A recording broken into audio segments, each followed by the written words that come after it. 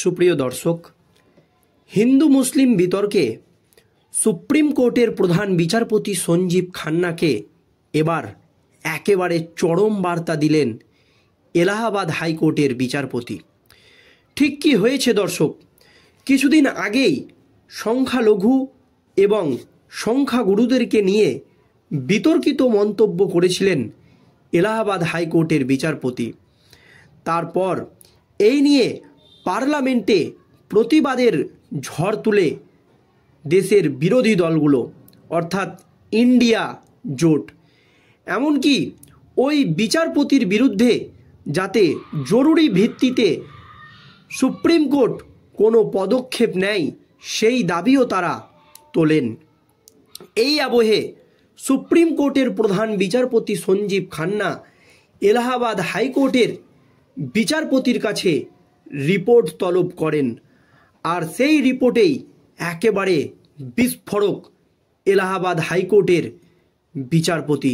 শুধু তাই নয়, সুপ্রিম কোর্টের প্রধান বিচারপতি সঞ্জীব খান্নাকে মুখের ওপরেই একেবারে চরম হুঁশিয়ারি। ঠিক কি হয়েছে দর্শক দেখুন। মন্তব্যে অবিচল এলাহাবাদ হাইকোর্টের বিচারপতি শেখর কুমার যাদব। এবার এলাহাবাদ হাইকোর্টের এই বিচারপতি ওই আদালতের প্রধান বিচারপতি অরুণ বনশালীকে জবাবি চিঠিতে বলেছেন, আমি ভুল কিছু বলিনি, ফলে ভুল স্বীকার ও ক্ষমা চাওয়ার কোনো প্রশ্নই ওঠে না।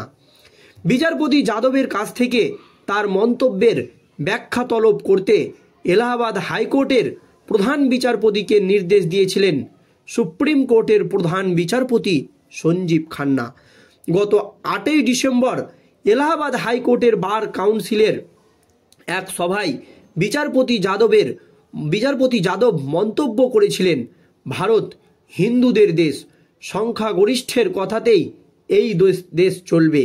বার কাউন্সিলের ওই সভায় আয়োজক ছিল বিশ্ব হিন্দু পরিষদের আইনজীবী সংগঠন। বিচারপতি যাদবের ওই মন্তব্যের তীব্র প্রতিবাদ করেন সমাজের নানান অংশের মানুষ।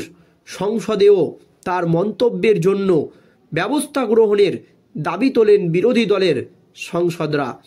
সুপ্রিম কোর্টের হস্তক্ষেপ দাবি করা হলে প্রধান বিচারপতির এজলাসে বসেই মন্তব্যের নিন্দা করেন এলাহাবাদ হাইকোর্টের প্রধান বিচারপতিকে নির্দেশ দেন বিচারপতি যাদবকে শোকজ করতে। সুপ্রিম কোর্টের প্রধান বিচারপতি সঞ্জীব খান্না বিষয়টির গুরুত্ব অনুভব করে এবং এলাহাবাদ হাইকোর্টের প্রধান বিচারপতিকে চিঠি পাঠিয়ে বিচারপতি যাদবের জবাব তলব করার নির্দেশ দেন। জানা গিয়েছে, বিচারপতি যাদব চিঠিতে লিখেছেন, তিনি ধর্ম সংস্কারের কথা বলেছেন। হিন্দু ধর্মে কিভাবে বদল ঘটেছে, বহু বিবাহ, সতীদাহ, নারী ভ্রূণ হত্যা, অস্পৃশ্যতার মতো প্রথার বিলোপ ঘটানো হয়েছে, সেগুলির উল্লেখ করার পাশাপাশি ইসলামেও সংস্কারের কথা বলেছেন গোরক্ষার প্রয়োজনীয়তার কথা। হিন্দু ধর্ম ও সমাজের ইতিবাচক দিকগুলি তুলে ধরে সেগুলির প্রচলনের পক্ষে সওয়াল করেছেন। এই বিষয় নিয়ে সুপ্রিম কোর্টের প্রধান বিচারপতি সঞ্জীব খান্না যদিও রিপোর্ট তলব করেছেন, তবে তিনি পরিষ্কার জানিয়ে দিয়েছেন, আমি ভুল কিছু বলিনি, সেক্ষেত্রে ক্ষমা চাওয়ার কোনো প্রশ্নই ওঠে না।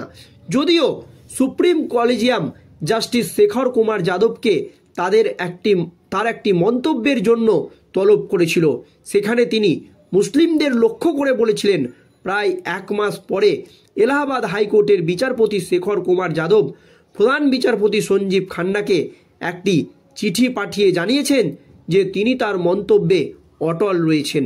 তিনি স্পষ্ট করে বলেছেন যে তার মন্তব্য বিচারিক এবং আচরণবিধির কোনো লঙ্ঘন করেনি। 17ই ডিসেম্বর এলাহাবাদ হাইকোর্টের প্রধান বিচারপতি অরুণ বনশালী প্রধান বিচারপতি সঞ্জীব খান্নার নেতৃত্বাধীন কলেজিয়ামের সাথে জাস্টিস যাদবের বৈঠকের পর তার কাছ থেকে এই বিষয়ে ব্যাখ্যা চেয়েছিলেন।